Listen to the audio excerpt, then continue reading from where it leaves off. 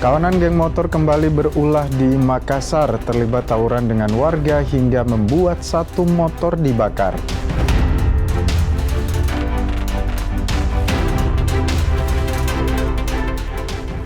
Tawuran antar pelajar terjadi di Kendari. 2 orang terluka kena busur dan puluhan ditangkap polisi.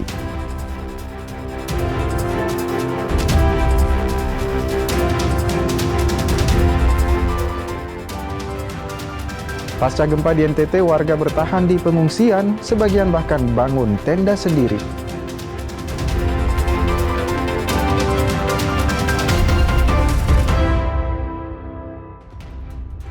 Halo, selamat pagi saudara, Anda menyaksikan Kompas Sepekan bersama saya Gufran Lamataha. Selain 3 berita utama tadi, kami juga telah merangkum berbagai kejadian yang terjadi dalam sepekan untuk menemani aktivitas pagi Anda hari ini. Bersama saya Gufran Lamataha, inilah Kompas Sepekan selengkapnya. Kita buka Kompas Sepekan, saudara. Tawuran antara geng motor dan warga terjadi di Makassar. Akibat tawuran ini, satu motor diduga milik kawanan geng motor dibakar warga. Tawuran antar geng motor dan warga ini terjadi di wilayah Kecamatan Mariso, Kota Makassar, Sulawesi Selatan pada 16 Agustus 2026 dini hari kemarin. Polisi yang menerima laporan langsung menuju lokasi dan mengamankan 5 pemuda yang diduga anggota geng motor. Akibat tawuran ini, satu sepeda motor dibakar warga, diduga milik anggota geng motor. Kami gabungan dengan Intel Polres melaksanakan penyelidikan. Pada ikatnya kami berhasil mengamankan 5 orang yang diduga kaitannya dengan menyerang dari pihak Jalan Singkong. Untuk pemeriksaan lebih lanjut, kelima orang yang ditangkap dibawa ke Polsek Mariso untuk pemeriksaan lebih lanjut. Arif Tetana, Kompas TV, Makassar. Masih soal aksi kriminalitas, polisi di Makassar menangkap 4 orang yang membawa senjata tajam. Para pelaku mengaku membawa senjata tajam untuk berjaga-jaga. Tim Resmo Polsek Makassar bersama tim Jatanras Polrestabes Makassar lakukan penyisiran di salah satu lorong di Jalan Bawah Karayeng. Penyisiran dilakukan usai adanya laporan aksi tawuran di daerah itu. Dari hasil penyisiran, polisi menangkap 4 orang warga yang kedapatan membawa senjata tajam. Polisi menyita parang hingga busur sebagai barang bukti. Betul, karena ada laporan dari masyarakat bahwasanya ada sekelompok anak muda yang mengendarai sepeda motor sementara rolling di Jalan Veteran Utara, sehingga petugas melakukan patroli dan berhasil mengamankan terduga pelaku. Kalau untuk pasal yang disangkakan ini? Untuk pasal yang disangkakan terhadap terduga pelaku yaitu pasal 307 Undang-Undang Nomor 1 Tahun 2003 dengan ancaman hukuman 7 tahun penjara. Polisi membawa para pelaku ke Polsek Makassar untuk penyelidikan lebih lanjut. Rama Pratama, Kompas TV Makassar, Sulawesi Selatan. Baru keluar sehari dari dalam penjara, seorang residivis kembali ditangkap tim unit reaksi cepat Polda Sulut pada Selasa malam 18 Agustus lalu. Pelaku ditangkap karena diduga melakukan penganiayaan terhadap istrinya menggunakan senjata tajam. Seorang residivis asal Kelurahan Pandu, Kota Manado ini harus kembali berurusan dengan hukum. Pasalnya baru sehari bebas dari penjara karena kasus pencurian. Pelaku inisial YS diduga terlibat kasus tindak pidana penganiayaan terhadap istrinya. Kami mengamankan seorang pelaku percobaan pembunuhan dan kepemilikan senjata tajam. Jadi seperti rekan-rekan bisa lihat sebelah kiri di sini senjata tajam yang kami amankan, bahwa pelaku ini tadi mengancam akan membunuh pelapor. Dan saat ini pelapor sudah membuat laporan polisi di Polresta Manado. Untuk pelaku sendiri, sekedar informasi juga, baru bebas. Tadi siang baru bebas. Dengan kasus pencurian sebelumnya. Jadi yang bersangkutan merupakan residivis. Ketika hendak ditangkap, terduga pelaku mencoba melawan petugas sehingga harus ditindak tegas dengan timah panas di bagian kaki. Jimmy Dapar, Kompas TV Manado, Sulawesi Utara. Sat Narkoba Polres Maros, Sulawesi Selatan membongkar jaringan pembuat narkoba jenis cairan. Polisi menemukan lokasi produksi narkoba dilakukan di dalam rumah indekos. Satuan Narkoba Polres Maros menggerebek sebuah kamar indekos di Kecamatan Mandai, Kabupaten Maros, Sulawesi Selatan. Penggerebekan dilakukan usai petugas menemukan informasi indekos ini jadi lokasi pembuatan narkoba. Dari dalam indekos, polisi menemukan 2 orang yang diduga pembuat narkoba cair. Polisi juga menyita 82 botol narkoba jenis cairan atau liquid yang digunakan untuk tembakau sintetis dan juga vape. Dari hasil penyelidikan, seluruh bahan narkoba cair dikirim dari Pulau Jawa. Para pelaku kemudian meracik dan mengedarkan barang haram itu melalui media sosial. Berasal dari jaringan yang ada di Jawa sana, sementara kita masih dalami juga untuk tempat dia membeli. Yang jelas dia didatangkan dari sana melalui jasa pengiriman. Nah, kemudian di rumahnya itu di daerah Mandai sana dia diracik. Nah, ini untuk bahan pencampurnya kayak mixer kopi biasanya, elektrik yang kecil. Kemudian juga ini untuk tabung ini untuk tempat takarannya. Saat ini polisi masih melakukan pengembangan untuk mengungkap jaringan narkoba cair ini, termasuk asal bahan baku serta jalur distribusi narkoba tersebut. Aziz Hamid, Kompas TV Maros, Sulawesi Selatan. Kita ke Kendari, Saudara. Tawuran antar pelajar terjadi di kota Kendari, Sulawesi Tenggara. Akibat tawuran ini 2 orang terluka dan puluhan pelajar ditangkap polisi. 2 pelajar ini harus jalani perawatan medis di Rumah Sakit Umum Kota Kendari. Keduanya alami luka usai jadi korban pembusuran. Keduanya dibusur saat tawuran antar pelajar terjadi di Kota Kendari pada 17 Agustus 2026 sore. Selain memakan korban, tawuran antar pelajar ini juga membuat lebih dari 30 pelajar ditangkap polisi. Mereka jalani pemeriksaan intensif di Polres Kendari, Sulawesi Tenggara. Kami tadi langsung mengamankan beberapa orang, yang bawa golok sisir sudah kami amankan, 2 orang, yang bawa batu juga sudah kami amankan. Ya. Ini sekarang kami lagi pendalaman untuk terkait yang anak-anak yang terlibat dalam yang namanya mereka ada kelompok gangster. Jadi gangster ini akan kami bongkar. Ini sudah kita datakan, nanti kita akan minta kepada pimpinan Pak Kapolresta Kendari, orang ini akan dipanggil kepala sekolah maupun orang tuanya, nanti kita akan pisahkan semua yang terlibat dalam kejadian tawuran. Polisi masih menyelidiki pemicu tawuran antar pelajar ini. Polisi juga masih memburu pelaku pembusuran yang melukai 2 pelajar. Sylvian Syakia, Kompas TV, Kendari, Sulawesi Tenggara. Saudara, 3 warga sipil menjadi korban penembakan di Kampung Ainot, Kabupaten Maibrat, Papua Barat Daya. Ketiganya kemudian dievakuasi ke Kota Sorong. 3 warga sipil yang jadi korban penembakan di Kampung Ainot, Distrik Aifat, Kabupaten Maibrat, Papua Barat Daya masing-masing SA, SS, dan AF. Ketiganya langsung dilarikan ke Rumah Sakit Selebe Solu, Kota Sorong.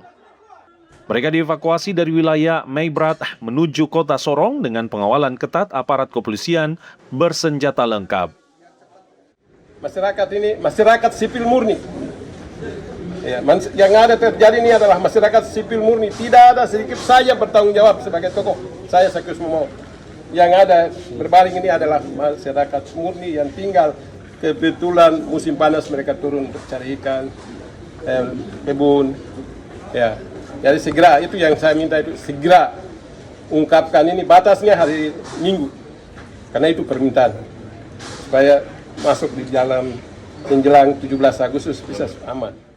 Kawasan wisata alam Gunung Nona di Kabupaten Endrekang, Sulawesi Selatan terbakar. Informasi lengkapnya akan kami hadirkan untuk Anda, Saudara. Tetap bersama kami.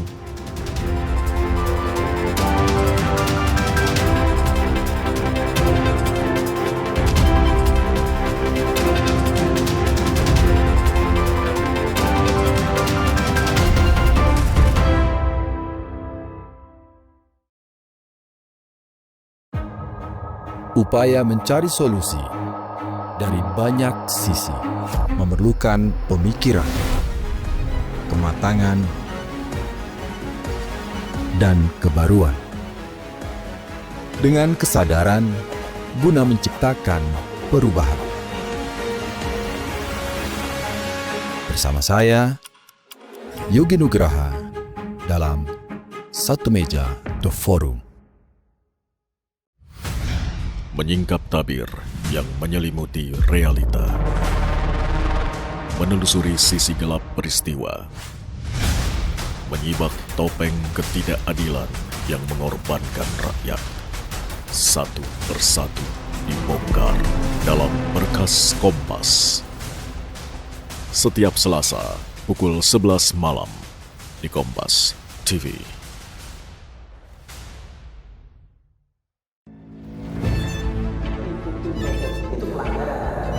Zamannya sekarang perilaku korup ada di BUMN kita. Jangan lompat ke kesimpulan tanpa menjelaskan detailnya. Saya anak buahnya Prabowo. Gaji tidak naik ya? Hanya 5.000 orang. Bahwa hal tersebut tidak boleh. Bola Liar setiap Jumat pukul 8:30 malam live di Kompas TV.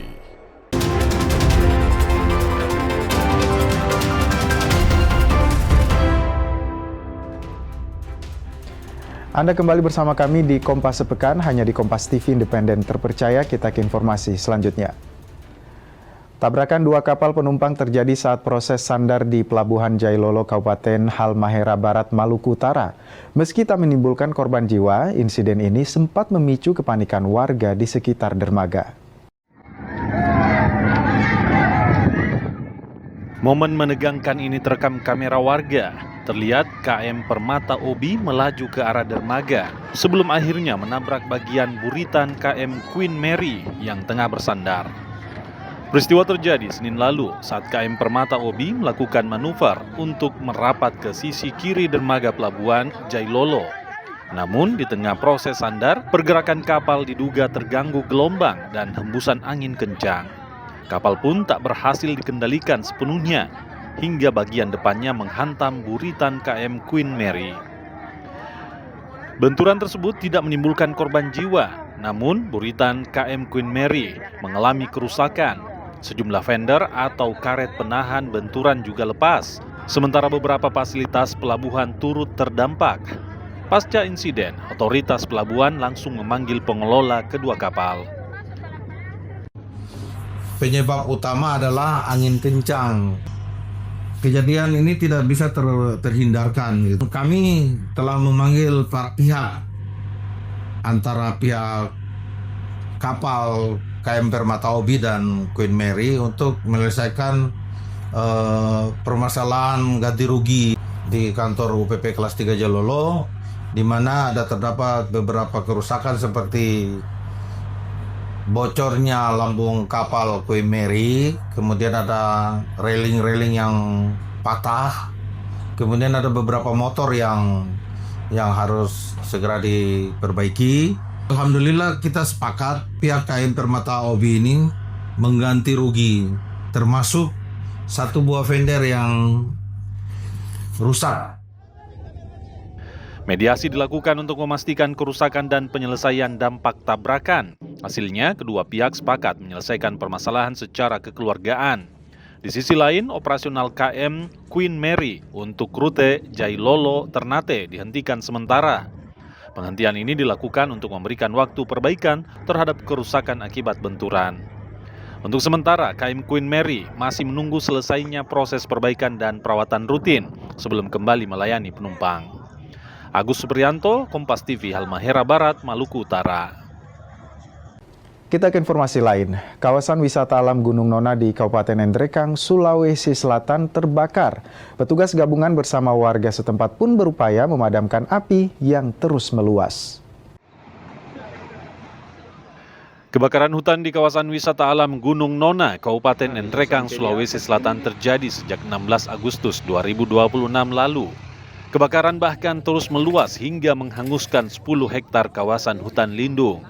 Petugas gabungan TNI, Polri, BPBD, serta masyarakat setempat berjibaku memadamkan kobaran api. Kondisi cuaca yang panas akibat musim kemarau membuat api sulit dipadamkan. Terbatasnya pasokan air di kawasan pegunungan menambah panjang hambatan proses pemadaman. Dan kawasan hutan itu yang terbakar itu sekitar 7 sampai 10 hektar. Dan itu nanti bisa dipadamkan setelah sekitar jam 11 malam. Akibat kebakaran tersebut, aktivitas warga dan wisata terganggu. Warga diimbau untuk tidak lakukan pembakaran lahan, terutama di tengah musim kemarau panjang. Sudin Samsudin, Kompas TV, Nrekang, Sulawesi Selatan. Saudara, sebanyak 17 unit asrama atau barak bujang di Kompleks Polres Mamberamo Tengah, Papua Pegunungan hangus terbakar pada Senin 17 Agustus 2026. Berdasarkan hasil olah tempat kejadian perkara dan keterangan sejumlah saksi, kebakaran diduga bermula dari stop kontak yang digunakan oleh beberapa personel. Kompleks asrama Polres Mamberamo Tengah, Papua Pegunungan dilanda kebakaran pada Senin siang 17 Agustus kemarin. Sebanyak 17 unit asrama atau barak bujang hangus dilalap api. Berdasarkan hasil olah TKP dan sejumlah keterangan saksi, api diduga bermula dari salah satu unit yang dihuni personel Polres Mamberamo Tengah. Api diduga berasal dari stop kontak yang digunakan secara bertumpuk. Stop kontak tersebut berada di dekat gorden sehingga percikan api diduga menyambar gorden dan memicu kebakaran. Api kemudian merambat dengan cepat ke dinding bangunan yang sebagian besar terbuat dari kayu. Berasal dari stop kontak yang memang dihuni beberapa personel. Stop kontak yang bertumpuk menimbulkan percikan api karena memang terletak menempel pada gorden rumah, sehingga akibat dari percikan menimbulkan kebakaran pada gorden yang terus merambat pada dinding rumah yang terbuat dari kayu. Dan pada saat itu panas terik dan angin cukup kencang sehingga api tidak bisa dikendalikan oleh personel Polres Mamberamo Tengah sehingga terjadi peristiwa kebakaran dan menghanguskan 17 unit asrama atau barak bujang tersebut. Kondisi cuaca yang panas dan tiupan angin yang cukup kencang membuat api cepat membesar dan sulit dikendalikan. Akibat kebakaran tersebut, total 17 unit asrama atau barak bujang Polres Mamberamo Tengah hangus terbakar. Tim Liputan Kompas TV Mamberamo Tengah, Papua Pegunungan. Saudara, kemarau panjang memicu krisis air bersih di kawasan perbukitan Gunung Bati, Seram, bagian timur Maluku. Sebagian besar sumber air yang bisa digunakan warga alami kekeringan hingga melumpuhkan aktivitas harian. Kekeringan saat musim kemarau melumpuhkan aktivitas warga Pegunungan Bati Rumoga dan Bati Rumbou, Kecamatan Kian Darat, Seram, bagian timur. Untuk bertahan hidup, warga Bati terpaksa harus berjalan kaki 2 hingga 3 km menuju sumber air yang tersisa. Merespon kondisi ini, anggota DPR RI Alimuddin Kolatlena menyalurkan 15.000 liter air bersih. Pasokan air langsung dialirkan ke penampungan umum, masjid, hingga tandon rumah warga untuk memenuhi kebutuhan. Sebagai solusi jangka panjang, legislator ini menggandeng BNPB Pusat meninjau lokasi krisis. Hasil koordinasi menyepakati pembangunan sumur bor dalam secara kolaboratif antara pemerintah pusat dan Pemda SBT, guna menjamin ketersediaan air bersih berkelanjutan di kawasan Gunung Bati. Untuk sumber air bersih, karena dari analisis dan keterangan dari kepala desa sudah pernah dilakukan juga survei dan terdapat sumber air di sini. Tapi secara detailnya nanti akan ada kesepakatan antara kepala BPBD dengan perangkat desa Bati terkait tindak lanjut yang akan dibantu oleh Pemda dan pemerintah pusat. Untuk mengantisipasi dampak kemarau panjang saat ini, pemerintah Kabupaten Minahasa Utara di Sulawesi Utara telah menyiapkan mitigasi, terutama untuk memastikan kebutuhan pokok masyarakat tetap terpenuhi. Bupati Minahasa Utara Jono Ganda menyebut penguatan stabilitas pangan merupakan salah satu langkah strategis dalam memastikan kesiapan menghadapi dampak kemarau panjang dan El Nino. Selain memantau stabilitas harga dan pasokan bahan pokok, pihaknya juga telah menghidupkan sejumlah sumur guna mengantisipasi kekeringan serta menjaga ketersediaan air irigasi agar sektor pertanian tetap terjaga.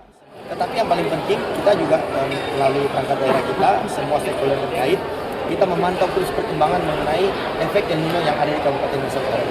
Ada beberapa sumur-sumur yang kita aktifkan kembali, perbaikan irigasi yang kita aktifkan juga, termasuk bagaimana kita men-switch jenis-jenis tanaman yang akan ditanam oleh para petani.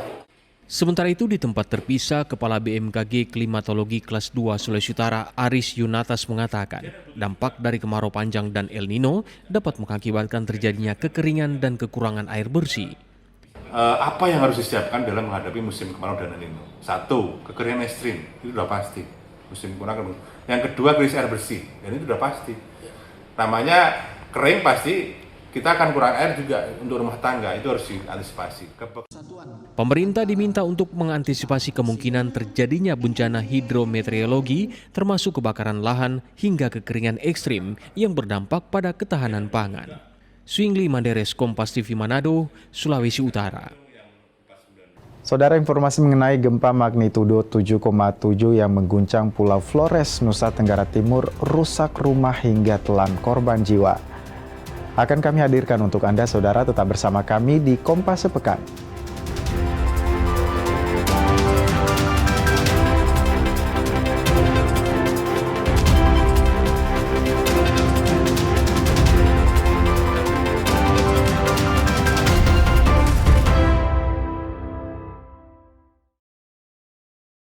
Aturannya atau regulasinya sudah ada belum? Ini WNA boleh masuk, tapi tidak duduk dalam manajemen pengambil keputusan.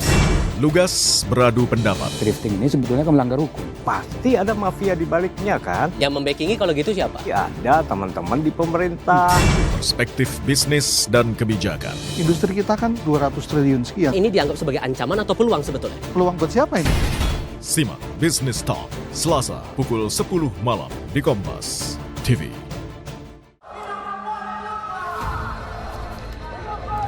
Sebuah penelusuran jurnalis. Gambarkan situasi di depan dari Polda Metro Jaya tidak hanya di bagian dalam, kemudian akan disampaikan polisi lepaskan. Tampaknya suasana sudah tidak kondusif. Investigasi untuk mencari bukti. Tapi yang harus dibuktikan adalah lokasinya. Anda berani menunjukkan kemudian hak angket ini akan berujung pada pemakzulan. Investigasi setiap Senin pukul 8:30 malam di Kompas TV.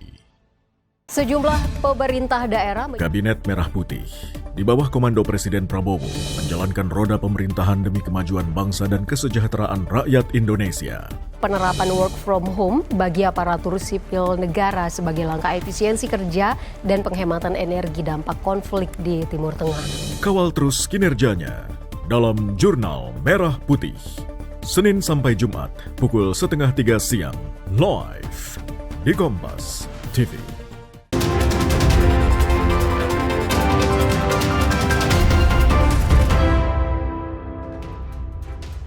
Terima kasih saudara, Anda kembali bersama kami di Kompas Sepekan, masih bersama saya Gufran Lamataha.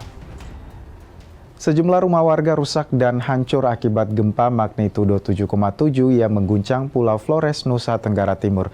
Berikut liputan jurnalis Kompas TV Benediktus Aditya bersama juru kamera Andika Pratama dengan salah satu warga terdampak di Desa Tunggu Ramba, NTT.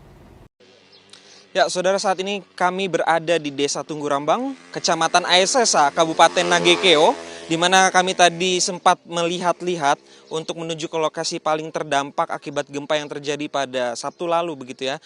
Di belakang saya ada salah satu rumah yang sangat terdampak akibat gempa yang terjadi berkekuatan 7,7 magnitudo. Kalau bisa Anda lihat, saudara, ini salah satu rumah yang terdampak akibat gempa, di mana kondisinya saat ini sudah hancur, hebel-hebel sudah retak dan juga berjatuhan dengan atap dari kayu dan juga seng, begitu ya saudara.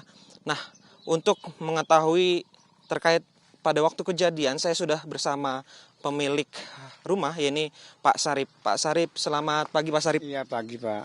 Pak Sarip, sedikit soal kejadian pada saat hari H terjadinya gempa. Iya. Ini boleh diceritakan pada saat itu terjadinya seperti apa dan Pak Sarip sedang berada di mana? Ya, saya sudah bangun Pak, dari tempat tidur sudah bangun keluar, tapi saya punya anak dua-dua dengan saya punya ibu masih di dalam.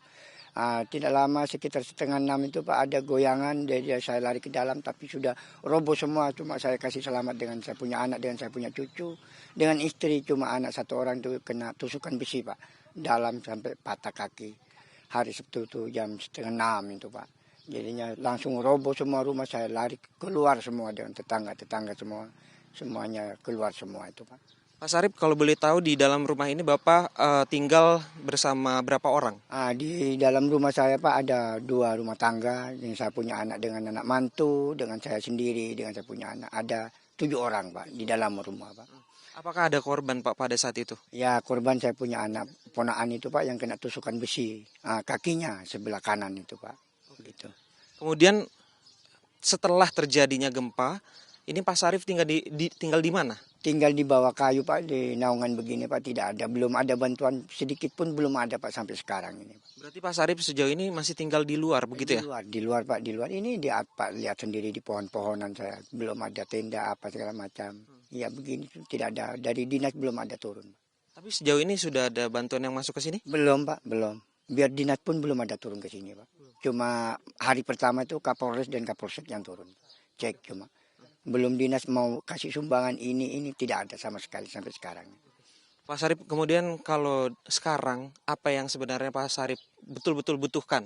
Yang dibutuhkan saya Pak ya bahan rumah, sebagai Bapak lihat sendiri ini rumah saya sudah rata, tidak bisa mau bangun rumah lagi, di dalam rumah ini hancur semua Pak. Barang-barang saya sudah habis semuanya. Itu yang saya butuhkan rumah Pak untuk teduh saya. Kemudian kalau untuk makanan dan minuman sejauh ini seperti apa Pak? Ya namanya sumbangan ya saya minta-minta di tetangga yang ada Pak. Masalah saya sudah tidak ada apa-apa nih, minta yang tetangga yang ada saya minta-minta untuk masak sendiri. Kadang bergabung makan Pak begitu. Berarti sejauh ini masih meminta bantuan tetangga untuk bisa bertahan hidup Pak Sarip? Iya, saya kadang kumpul makan Pak dengan tetangga sebelah ini yang ada beras apa segala macam. Apa makan seadanya begitu. Untuk sumbangan tidak ada Pak. Saudara, itu dia wawancara kami bersama salah satu korban yang rumahnya sangat-sangat terdampak kalau bisa Anda lihat di belakang saya, karena memang pada Sabtu 15 Agustus lalu gempa yang terjadi di Pulau Flores, lebih tepatnya terpusat di Kabupaten Nagekeo ini sudah atau berkekuatan 7,7 magnitudo, dan daerah pesisir di Kecamatan Aesesa ini adalah daerah paling terdampak. Benediktus Aditya, Andika Pratama, Kompas TV, Nusa Tenggara Timur. Warga terdampak gempa magnitudo 7,7 di NTT terus berjuang mencari tempat perlindungan. Pemerintah terus mengupayakan penanganan darurat korban gempa terus dipercepat.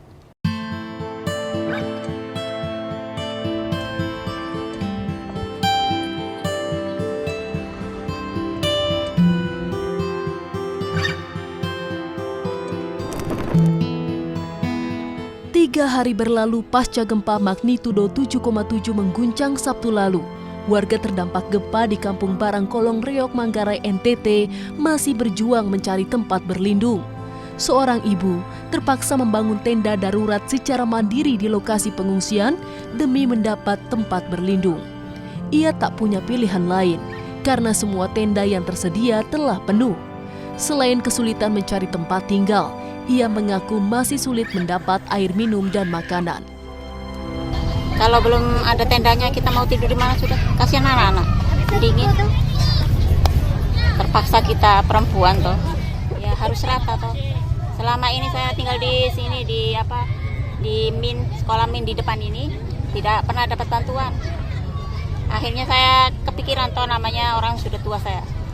Itu jadi darah tinggi saya. Akhirnya saya pulang, datang lagi ke sini, katanya ada gempa susulan, akhirnya buat lagi di sini. Kapolri bersama rombongan mengunjungi lokasi pengungsian korban gempa di Reok, Manggarai, Selasa siang. Kapolri ingin memastikan penanganan korban beserta kebutuhannya terpenuhi, termasuk logistik, pelayanan kesehatan dan proses evakuasi. Polri telah mengerahkan 236 personel dan pesawat CASA serta helikopter ke NTT untuk mendukung penanganan bencana. Kami telah mengirimkan 247,66 ton bantuan logistik, dan bantuan ini juga tentunya kita harapkan bisa membantu gabungan dari Mabes dan polda-polda yang ada, dan kami akan terus dorong sampai dengan kebutuhan terpenuhi. Sebelumnya, Wakil Menteri Sosial Agus Jabo Priyono menyebut penanganan darurat bagi masyarakat terdampak gempa di NTT terus diperkuat. Kemensos prioritaskan distribusi kebutuhan pokok bagi warga terdampak. Kita prioritaskan sekarang ini yang kita distribusikan adalah kebutuhan pokok, ya, terutama permakanan, pakaian dan tenda beserta selimut. Termasuk kemudian kita juga akan belanja, ya, bekerja sama dengan bulog-bulog setempat, gitu loh. Dalam waktu dekat ini kita akan belanja 48 ton beras. Berdasarkan data Pusat Data Informasi dan Komunikasi Kebencanaan BNPB, per 18 Agustus 2026 pukul 17.00, jumlah korban meninggal akibat gempa 7,7 NTT sebanyak 70 orang, sementara korban luka mencapai 1.184 orang. Saat ini, jumlah warga terdampak yang mengungsi mencapai 40.216 jiwa. Tim SAR masih terus melakukan penyisiran ke wilayah terdampak gempa. Penyisiran dilakukan ke lokasi yang diduga terdapat korban. Basarnas juga mengerahkan helikopter untuk mendukung evakuasi medis bagi korban terdampak gempa. Tim Liputan Kompas TV. Saudara, minimnya penerangan menjadi salah satu persoalan yang harus dihadapi warga terdampak gempa di Kecamatan Reo, Kabupaten Manggarai, Nusa Tenggara Timur. Berikut laporan jurnalis Kompas TV Citos Natun dari tenda pengungsi di Manggarai, Nusa Tenggara Timur. Ini saya tengah berada di salah satu lokasi pengungsian terpusat di Kampung Barangkolong, Kecamatan Reo, Kabupaten Manggarai, Nusa Tenggara Timur. Di lokasi ini kurang lebih terdapat 1.300-an warga yang mengungsi akibat tempat tinggal atau rumah mereka rusak terkena dampak gempa 7,7 skala Richter pada tanggal 15 Agustus tahun 2026 kemarin. Nah, seperti apa kondisi mereka ini bisa saya tunjukkan di tenda-tenda pengungsian. Nah, di sini kurang lebih ada 10 orang yang menempati tenda ini dengan fasilitas yang cukup minim. Nah, ini seperti ini bisa saya tunjukkan. Ada begitu banyak warga yang memang sejak hari pertama sudah datang ke tempat ini untuk mengungsi. Di tempat ini kurang lebih ada 10 orang yang harus menempati rumah tenda-tenda pengungsian dengan fasilitas yang sangat minim, terutama penerangan dan juga kebutuhan akan air bersih yang memang masih sangat kurang di tempat ini, karena mengingat masih banyak kebutuhan khususnya untuk anak-anak dan juga lansia yang memang ikut mengungsi sejak tanggal 15 kemarin. Pantau terus berita-berita tentang gempa yang terjadi di Pulau Flores pada tanggal 15 kemarin di Kompas TV. Kita ke informasi lain. Ratusan tenaga kesehatan Rumah Sakit Umum Daerah Undata, Palu mendatangi kantor Gubernur Sulawesi Tengah pada Selasa siang. Aksi tersebut dilakukan sebagai bentuk protes kepada manajemen rumah sakit karena hak insentif jasa mereka belum dibayarkan sejak bulan April 2026. Ratusan tenaga kesehatan atau nakes dari RSUD Undata Palu mendatangi kantor Gubernur Sulawesi Tengah guna menyampaikan aspirasi. Perwakilan nakes ini diterima langsung oleh Wakil Gubernur Sulawesi Tengah, Reni Lamajido, di ruang kerjanya. Dalam pertemuan tersebut, para nakes mendesak pemerintah provinsi untuk segera memberikan solusi atas tertundanya pembayaran insentif jasa mereka. Berdasarkan data internal nakes, tercatat 30% nakes belum menerima insentif bulan April. Sementara untuk periode Mei hingga Juli 2026, seluruh nakes sama sekali belum menerima hak mereka. Selain keterlambatan pembayaran, para nakes juga mensoroti kurangnya transparansi dari pihak manajemen rumah sakit terkait skema pembagian insentif jasa. Hasilnya ini kita sudah sepakati dan insya Allah yang bulan April dan bulan Mei ini paling lambat dibagikan hari Jumat, tanggal 21. Kemudian untuk yang bulan Juni karena ada tim yang baru, maka diupayakan nanti tanggal 2 minggu setelah ada SK tim bekerja. Untuk dari punya hasil rapat sendiri itu dari hasil rapat yang sudah ditentukan bahwa satu akan dibentuk tim untuk penyusun remunerasi itu sesuai dengan Permendagri nomor 79 tahun 2018. Yang kedua itu diberikan waktu 2 minggu dari sekarang untuk diberlakukan hasil dari tim yang disusun itu untuk benar-benar dijasa di bulan Juni akan dibayarkan sesuai Permendagri 79 sistem remunerasi yang terkait di dalamnya. Kemudian terus yang ketiga, jasa yang selama ini yang kami selalu pertanyakan April dan Mei itu akan dibayarkan paling lambat di hari Jumat. Menanggapi hal tersebut, Wakil Gubernur Reni Lamajido langsung mengundang Direktur RSUD Undata bersama jajaran manajemen. Pertemuan dilanjutkan di Gedung Polibu Kantor Gubernur dengan dihadiri ratusan nakes. Dari hasil mediasi, pemerintah Provinsi Sulawesi Tengah sepakat membentuk tim khusus. Pemprov juga meminta manajemen RSUD Undata segera mencairkan insentif bulan April dan Mei, sementara sisanya menunggu hasil evaluasi tim khusus. Usai memperoleh kepastian mediasi, perwakilan nakes menyerahkan berkas poin tuntutan kepada Wakil Gubernur sebelum akhirnya membubarkan diri secara tertib. Pertemuan itu berlangsung sampai Selasa sore. Para nakes kini menunggu realisasi keputusan tersebut dalam 2 pekan mendatang. Aldrim Talara, Kompas TV, Palu, Sulawesi Tengah. Saudara, Kodam 14 Hasanuddin mengirim bantuan untuk korban gempa di Nusa Tenggara Timur. Bantuan ini dikumpulkan dari para prajurit dan juga keluarga besar Kodam 14 Hasanuddin. Kembali posisi semula tadi. Bantuan untuk korban gempa di Nusa Tenggara Timur disalurkan Kodam 14 Hasanuddin di Makassar, Sulawesi Selatan. Total bantuan yang disalurkan sebanyak lebih dari 2.200 paket bantuan. Bantuan yang dikumpulkan terdiri dari makanan, terpal, paket obat-obatan hingga keperluan balita. Bantuan tersebut dikumpulkan dari para prajurit TNI dan keluarga besar Kodam 14 Hasanuddin. Bantuan ini dikirim menggunakan pesawat Hercules TNI AU dari Lanut Hasanuddin. Kali ini baru mengerahkan bantuan. Untuk personil kita belum, kita menunggu nanti perintah dari Panglima TNI atau membawa kasat. Namun demikian, untuk Kodam 14 Hasanuddin kita selalu punya pasukan yang standby bos untuk kegiatan kebencanaan seperti ini.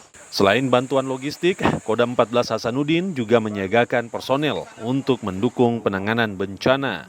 Para personel kini menunggu arahan dari Panglima TNI. Rama Pratama, Kompas TV, Makassar, Sulawesi Selatan. Menyemarakan HUT kemerdekaan RI ke-81 tahun, warga di Makassar menggelar lomba pukul bantal. Seperti apa keseruannya, saudara? Jangan kemana-mana, tetap bersama kami di Kompas Sepekan.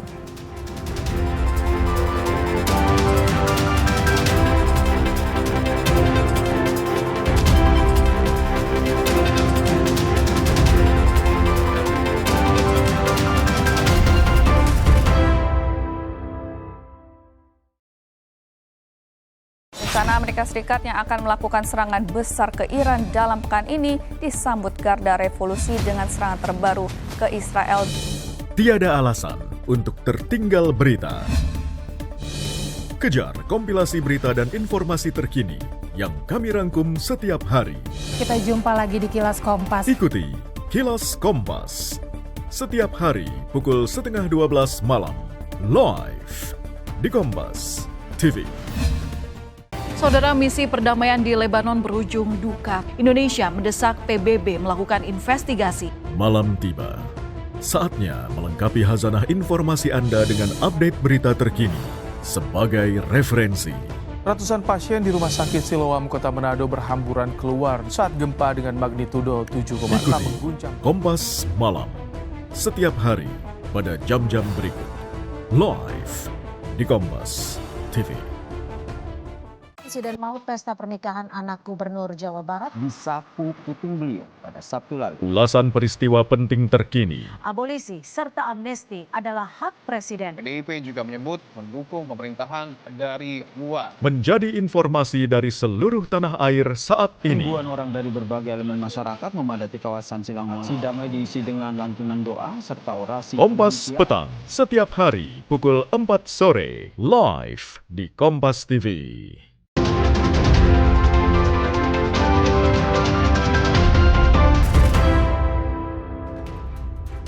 Terima kasih Anda kembali bersama kami saudara di Kompas Sepekan, masih bersama saya Gufran Lamataha.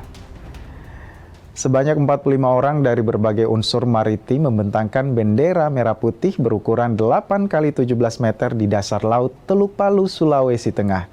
Aksi ini digelar di perairan Desa Wani, Kabupaten Donggala, Minggu 16 Agustus 2026 dalam rangka memperingati HUT ke-81 kemerdekaan Republik Indonesia. Bendera merah putih raksasa berukuran 8 x 17 meter dibawa sejumlah penyelam ke dasar laut Teluk Palu. Aksi ini berlangsung di depan dermaga Polairut Polda Sulawesi Tengah, perairan Desa Wani, Kecamatan Tanantovea, Kabupaten Donggala. Para penyelam kemudian membentangkan bendera di dasar laut dengan kedalaman antara 8 hingga 17 meter. Kontur dasar laut yang miring membuat bentangan bendera mengikuti kondisi dasar perairan. Setelah bendera terbentang, para penyelam memberikan penghormatan kepada Sang Merah Putih. Kegiatan ini melibatkan sekitar 45 orang, terdiri dari penyelam, kru, dan kameramen. Mereka berasal dari sejumlah unsur, di antaranya Brimob, TNI Angkatan Laut, Kantor Kesyah Bandaraan dan Otoritas Pelabuhan, Basarnas, serta komunitas diving di Kota Palu. Direktur Polairut Polda Sulawesi Tengah, Kombes Pol Supriyanto menyebut kegiatan ini bukan hanya untuk memperingati HUT kemerdekaan. Aksi tersebut juga menjadi momen memperkuat sinergitas antar unsur maritim dalam menjaga wilayah perairan Sulawesi Tengah. Hari ini kita melaksanakan kegiatan pembentangan bendera raksasa di dasar laut di Teluk Palu dengan ukuran bendera 8 meter kali 17 meter. Untuk penyelam, kita gabungan dari semua unsur maritim yang ada di Palu. Tujuan dari kegiatan ini kita laksanakan adalah untuk memperingati Hari Kemerdekaan Republik Indonesia ke-81. Di sisi lain kita juga menumbuhkan sinergitas dengan semua unsur maritim yang ada, kemudian untuk menumbuhkan nasionalisme kita. Pembentangan merah putih di dasar laut Teluk Palu menjadi bagian dari rangkaian peringatan HUT ke-81 kemerdekaan Republik Indonesia. Kegiatan ini sekaligus menegaskan kolaborasi sejumlah unsur maritim dalam menjaga keamanan dan keselamatan perairan di Sulawesi Tengah. Rolis Mulis, Kompas TV, Donggala, Sulawesi Tengah. Saudara, hal berbeda dilakukan mahasiswa Fakultas Perikanan dan Ilmu Kelautan Unsrat Manado di HUT ke-81 kemerdekaan RI tahun 2026 ini. Bersama-sama dengan TNI Angkatan Laut, Polairut, Basarnas, serta komunitas selam, mereka menggelar upacara bawah laut di kawasan Manado Bay, Megamas Manado, Senin pagi. Ada yang berbeda dari pelaksanaan upacara bendera memperingati kemerdekaan Republik Indonesia ke-81 yang digelar mahasiswa Ilmu Kelautan Universitas Samratulangi di pantai kawasan Megamas, Kota Manado, Senin siang. Gelaran upacara yang dipimpin Dekan Fakultas Perikanan Ilmu Kelautan Okstan Jurike Kalesaran ini dipusatkan di Manado Bay, kawasan pantai Megamas, Manado. Momentum pengibaran bendera kali ini terasa unik dan berbeda karena bendera merah putih dibawa dari daratan dengan diantar oleh 3 petugas dan dilanjutkan dengan 3 petugas lainnya yang akan mengibarkan bendera dari bawah laut. Tiang bendera yang ditancapkan sekitar 18 meter, 12 meter di bawah laut, sementara 6 meter sisanya menjulang ke permukaan. Selama lagu Indonesia Raya berkumandang, bendera merah putih tampak gagah dari bawah laut, kemudian naik hingga puncak tertinggi tiang bendera dan dapat disaksikan oleh peserta upacara yang berada di daratan. Salah satu petugas penggerek bendera di bawah laut mengaku pengibaran bendera kali ini membuatnya terharu karena memiliki tantangan tersendiri. Meski sempat terkendala saat di dalam laut, mereka dengan bangga bisa sukses menuntaskan pengibaran sang saka merah putih. Sementara salah satu peserta dari komunitas selam yang juga turut bergabung dalam kegiatan kali ini, Billy Johannes, mengaku momentum ini membawa semangat rasa syukur dan refleksi atas 81 tahun kemerdekaan Republik Indonesia. Aksi ini pun sebagai langkah promosi akan potensi pariwisata kelautan di Provinsi Sulawesi Utara. Suasana jujur untuk kami sebagai pengibar, tentunya kami merasa sangat bangga, terutama juga sangat haru. Ditambah lagi hari-hari sebelumnya kami telah melakukan berbagai latihan yang telah kami lakukan dan akhirnya bisa kami laksanakan dengan baik. Sebagai warga negara kita mensyukuri usia 81 tahun dan kita yang tergabung dalam komunitas penyelam terdiri dari Angkatan Laut, Polairut, bahkan Posi Sulut dan dari Kelautan, Fakultas Kelautan yang mensponsori kegiatan ini. Saya kira kita mensyukuri karena kemurahan Tuhan tetap menjaga Republik Indonesia ini di usia ke-81 tahun. Sementara itu, Dekan Fakultas Ilmu Kelautan dan Perikanan Unsrat, Okstan Jurike Kalesaran mengaku upacara pengibaran bendera merah putih ini membawa pesan untuk terus mencintai dan menjaga laut Indonesia. Kemerdekaan bagi kita khususnya untuk Fakultas Perikanan dan Ilmu Kelautan Universitas Samratulangi mau mengangkat semangat anak-anak mahasiswa untuk selalu mencintai laut Indonesia, khususnya di daerah Sulawesi Utara. Selain mahasiswa ilmu kelautan, upacara yang mengusung tema Hidupkan Lautmu dengan Semangat Merah Putih turut dihadiri peserta dari TNI Angkatan Laut, personel Polairut, Basarnas, Bakamla, Posi Sulut, serta komunitas pecinta selam di Sulawesi Utara. Yanomike Singal, Kompas TV Manado, Sulawesi Utara. Polisi membentangkan bendera sepanjang 81 meter di Pulau Kodingareng. Polisi bagikan bendera ke nelayan dan daerah pesisir.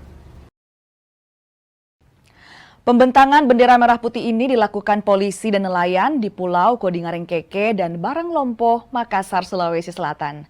Pembentangan ini sebagai simbol menyambut kemerdekaan sekaligus semangat persatuan dan nasionalisme. Selain pembentangan bendera, polisi juga membagikan bendera merah putih pada para nelayan di kawasan Pelabuhan Pautere. Pembagian bendera ini jadi harapan untuk sarana menumbuhkan kembali rasa cinta tanah air di tengah masyarakat. Yang menunjukkan bahwa negara Republik Indonesia merayakan hari kemerdekaan yang ke-81. Kita bersama-sama dengan masyarakat yang berada di Pulau Kodingareng Keke, Pulau Kodingareng, Pulau Baranglompo dan Barangcadi bersama-sama untuk membentangkan bendera merah putih sehingga dapat mewujudkan rasa persatuan. Bersama-sama kita mengingat jasa para pahlawan dan kita dapat mempersatukan masyarakat negara Republik Indonesia. Saudara, upacara HUT ke-81 di perbatasan negara Republik Indonesia dengan Papua Nugini digelar di lapangan Distrik Sota pada Senin pagi. Menariknya, upacara juga dihadiri sejumlah warga Papua Nugini. Ada pemandangan tak biasa dalam upacara pengibaran bendera Hari Ulang Tahun Republik Indonesia di perbatasan wilayah Republik Indonesia dengan Papua Nugini pada Senin pagi. Upacara kali ini tak hanya dihadiri warga Indonesia saja, namun juga dihadiri oleh sejumlah warga Papua Nugini atas undangan Badan Pengelola Perbatasan Pos Lintas Batas Negara di Distrik Sota. Satu di antara warga Papua Nugini yang ditemui mengatakan senang bisa mengikuti upacara dan mengikuti rangkaian kegiatan HUT RI. Untuk menghadiri kegiatan, mereka menempuh jarak 1-2 hari perjalanan dengan menggunakan sepeda dari Papua Nugini ke Distrik Sota. What are you doing here? I'm doing what celebrating independence. I'm feeling good. 3 days will travel. With Bicycle. bicycle. Okay. Sementara, Kepala PLBN Sota mengatakan warga Papua Nugini diundang dan disiapkan fasilitas selama 3 hari di Distrik Sota untuk mengikuti upacara dan rangkaian perayaan HUT RI. Matilda menyebut sekitar 50 undangan disebar untuk warga Papua Nugini dan warga yang hadir melebihi undangan yang mereka berikan. Dari undangan kami itu 50, tetapi kalau kami melihat itu lebih. Jadi mungkin kemungkinan hampir 100 karena antusiasme warga negara Papua Nugini memang yang duduk di sini dan yang ikut upacara, mereka juga berkenan ikut upacara. Ada tempat yang kami siapkan yaitu di sekolah. Khusus untuk warga negara Papua Nugini selama 3 hari mereka berada di Indonesia. Jadi kami dari panitia memfasilitasi, memberikan mereka akomodasi selama mereka berada di sini. Jadi Distrik Sota menjadi lokasi terdekat bagi warga Papua Nugini dari distrik Morehead. Biasanya warga Papua Nugini memilih ke distrik Sota untuk berdagang dan membeli kebutuhan pokok. Sarif Jimar, Kompas TV Merauke, Papua Selatan.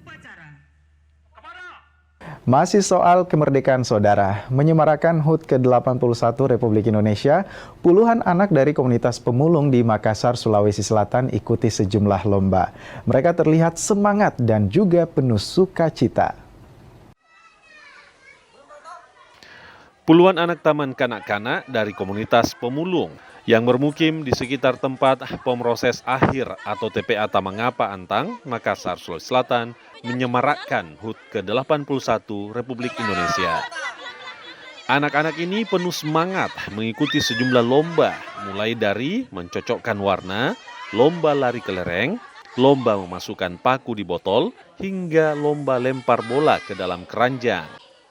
Lomba ini tak hanya untuk menyemarakkan HUT kemerdekaan, tapi juga melatih fokus dan ketangkasan, serta berbagi semangat kebersamaan dan pendidikan. Posisi kami adalah tempat pembuangan sampah, tetapi untuk merayakan itu adalah tidak ada tempat yang seharusnya yang menjadi persoalan bagi mereka mau merayakan di tempat pembuangan sampah atau di mana.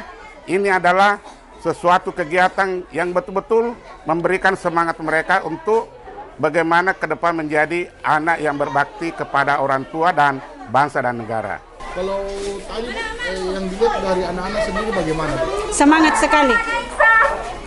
Ada senang atau bagaimana? Semua senang dan semangat, terus dia tidak mau berhenti, mau berulang terus. Artinya ini jarang dilihat bagi anak-anak. Iya, karena kan apalagi bagian anak TK kan seru begitu. Ya. Awal baru begitu. Tadi anaknya dapat juara atau bagaimana? Dapat. Itu lomba apa? Lomba mencocokkan warna. Selain lomba permainan dan ketangkasan, panitia sebelumnya juga menggelar karnaval bersama anak komunitas pemulung. Arif Tutana, Kompas TV, Makassar. Menyemarakan HUT kemerdekaan RI ke-81 tahun, warga di Makassar menggelar lomba pukul bantal. Kegiatan diikuti ratusan baik anak-anak hingga dewasa. Beginilah keseruan warga di Kelurahan Telok Baru, Kecamatan Panakukang, Kota Makassar, Sulawesi Selatan menyemarakkan HUT ke-81 kemerdekaan Republik Indonesia. Mereka menggelar lomba pukul bantal di Kanal Telok Baru. Tak hanya anak-anak, emak-emak pun tak mau ketinggalan ikut seru-seruan di hari kemerdekaan. Peserta yang dapat menjaga keseimbangan selama pertandingan dan mampu menjatuhkan lawan dinyatakan sebagai pemenang. Tradisi lomba pukul bantal ini rutin digelar setiap tahun. Untuk tahun ini, lomba ini diikuti 100 peserta dari 11 rukun warga. Terlalu. Itu atau kalah? Kalah bisa. Oh, licin juga tempatnya atau bagaimana? Licin. Oh, licin bambunya ya. Oh. Jadi tadi harus seimbang ya supaya. Iya. Arya sudah kelas berapa? Kelas 8. Baru ikut lomba begini? Sering nih? Dengan meriah, insyaallah besok kita akan lanjut lagi kembali. Mudah-mudahan pesertanya lagi banyak. Ini ada berapa peserta yang ikut? Ya kurang lebih 100 orang. Ini dari mana saja peserta? Dari perwakilan RW, RT, dan ya mulai dari RW 1 sampai RW 11. Selain berlomba, kegiatan ini juga untuk mempererat silaturahmi antar warga. Arif Tritana, Kompas TV, Makassar. Puluhan peserta dari sejumlah kelurahan di Kabupaten Merauke ambil bagian dalam lomba panahan tradisional. Informasi lengkapnya saudara akan kami hadirkan untuk Anda, tetap bersama kami di Kompas TV.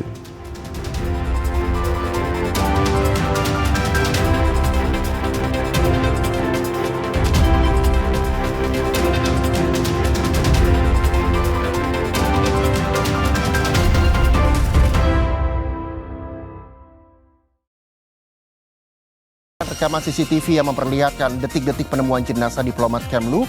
Buat siang hari Anda lebih berkualitas dengan berita-berita pilihan kami. Menurut data BPBD, ada berapa wilayah yang terdampak banjir di Bali? Ragam informasi dari setiap peristiwa yang terjadi di seluruh penjuru negeri. Terangkum semua di Sapa Indonesia Siang. Senin sampai Jumat pukul 1 siang. Live di Kompas TV. Beri makna pada siang hari Anda. Saatnya terhubung dengan informasi yang akurat dan terpercaya. Simak selengkapnya di Kompas ya. Dari peristiwa penting di dalam negeri hingga dinamika global yang memengaruhi dunia. Pasca gagalnya negosiasi antara Amerika Serikat dan Iran, aksi protes berlangsung di Milan, Italia. Berita yang aktual, tajam dan mencerahkan. Kompas Siang. Setiap hari pukul 11 siang. Live di Kompas TV. Pembangunan berkelanjutan adalah tanggung jawab kita bersama. Ketahui realitas sosial, ekonomi, dan lingkungan. Serap inspirasi dari upaya di mana kita punya hak dan kewajiban yang sama untuk menjaga lingkungan tetap lestari. Inovasi. Karbonnya ini lebih efisien 35 kali lebih cepat. 35 kali lebih cepat. Serta solusi berkelanjutan oleh individu, komunitas, maupun institusi. Ikuti Sustainasia setiap Sabtu pukul 9 pagi di Kompas TV.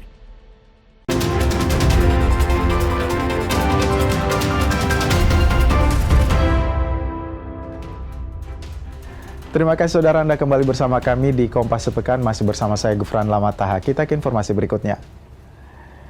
5.000 warga binaan di Sulawesi Selatan dapat remisi di HUT ke-81 Republik Indonesia.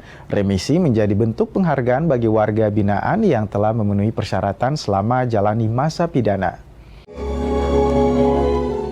Kantor Wilayah Ditjen Pemasyarakatan Sulawesi Selatan memberikan remisi bagi warga binaan di HUT ke-81 Republik Indonesia. Total ada 5.000 warga binaan yang dapat pengurangan masa tahanan di hari kemerdekaan ini. Dari jumlah itu, 91 diantaranya bisa langsung bebas dari penjara. Remisi sendiri jadi bentuk penghargaan bagi warga binaan yang telah memenuhi persyaratan selama menjalani masa pidana. Saya juga menyampaikan apresiasi kepada jajaran pemasyarakatan Sulawesi Selatan yang terus bekerja memberikan pelayanan, pembinaan, perawatan, dan pengamanan dengan penuh tanggung jawab. Tugas pemasyarakatan bukan pekerjaan yang mudah. Di satu sisi kita harus memastikan keamanan dan ketertiban. Tetapi di sisi lain, kita memiliki tanggung jawab kemanusiaan untuk membina dan mempersiapkan warga binaan agar dapat kembali menjadi anggota masyarakat yang baik. Pemerintah berharap warga binaan yang telah bebas dapat kembali ke tengah masyarakat, berkontribusi secara positif, serta tidak mengulangi perbuatan yang melanggar hukum. Gufran Lamataha, Rama Pratama, Kompas TV Makassar, Sulawesi Selatan. Saudara, puluhan peserta dari sejumlah kelurahan di Kabupaten Merauke ambil bagian dalam lomba panahan tradisional yang digelar di kawasan Kapsul Waktu Merauke. Memeriahkan hari ulang tahun ke-81 kemerdekaan Republik Indonesia, pemerintah Kabupaten Merauke menggelar lomba panahan tradisional di kawasan Kapsul Waktu Merauke pada Rabu pagi. Salah satu peserta dari Kelurahan Kamundu, Yunius Diken, menyebut sebagai anak asli Papua dari suku Marin, ia merasa senang dan memiliki kedekatan dengan tradisi berburu menggunakan busur dan anak panah yang menjadi bagian dari kehidupan masyarakat di kampung.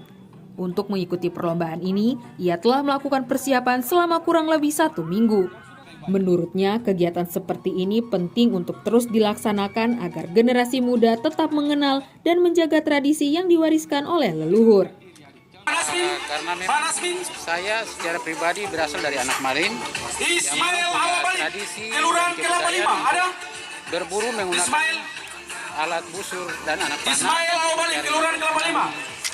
kehidupan, latar belakang kehidupan keluarga di kampung. Kurang lebih 1 minggu. Sebagai anak Malin, saya merasa bangga dan senang sekali bisa pemerintah daerah bisa mengadakan lomba-lomba di event-event tertentu seperti di hari menjelang hari 17 Agustus kemerdekaan RI.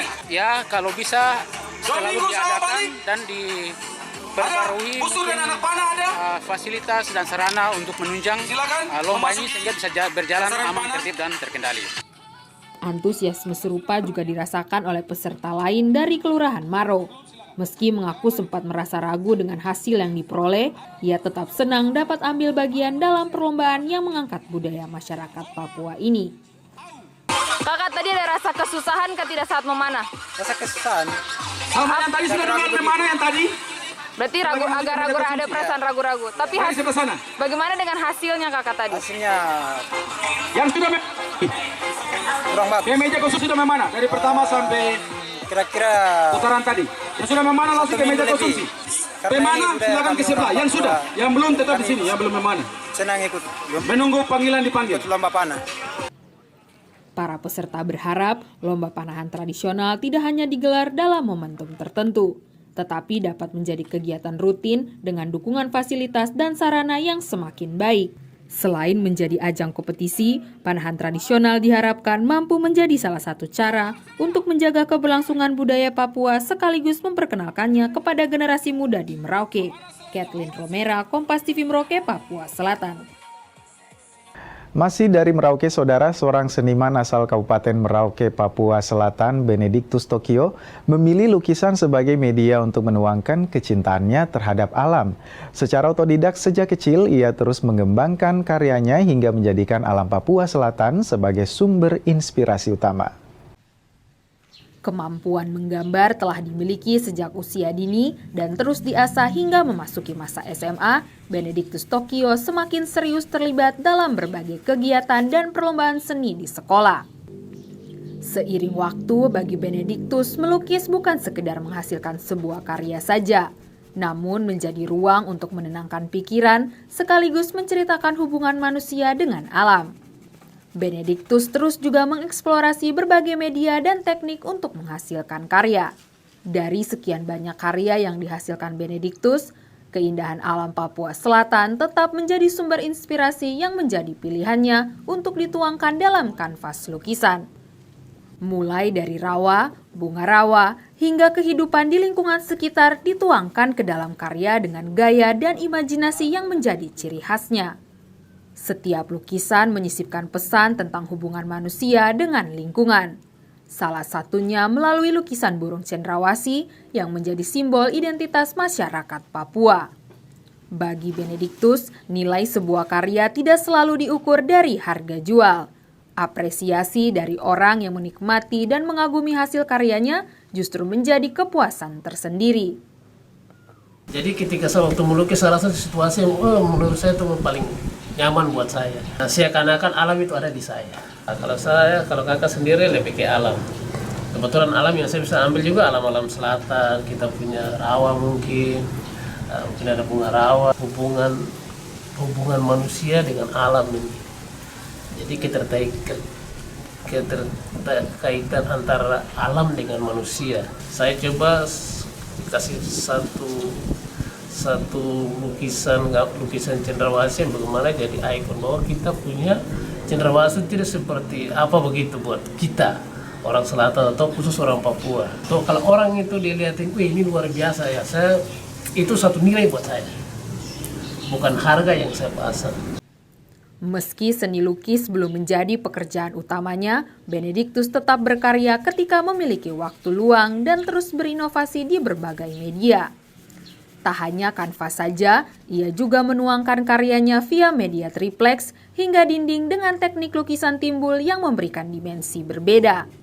Harapannya perkembangan seni lukis di Merauke mendapat perhatian lebih, termasuk dengan membuka ruang bagi seniman muda Papua untuk menunjukkan talenta mereka dan menjadi jalan untuk membangun kemandirian dan menghasilkan nilai ekonomi. Goresan kuas Benedictus menjadi caranya untuk tetap dekat dengan alam dan identitas tanah kelahirannya. Dari setiap karya, ia berharap keindahan Papua Selatan tak hanya dapat dinikmati, tetapi juga terus dikenang dan diwariskan melalui seni. Tim Liputan Kompas TV Merauke, Papua Selatan. Saudara, informasi tadi sekaligus menutup perjumpaan kita di Kompas Sepekan edisi hari ini. Saya Gufran Lamataha, mewakili kerabat kerja, pamit undur diri. Terima kasih atas kebersamaan Anda, selamat pagi dan selamat berakhir pekan.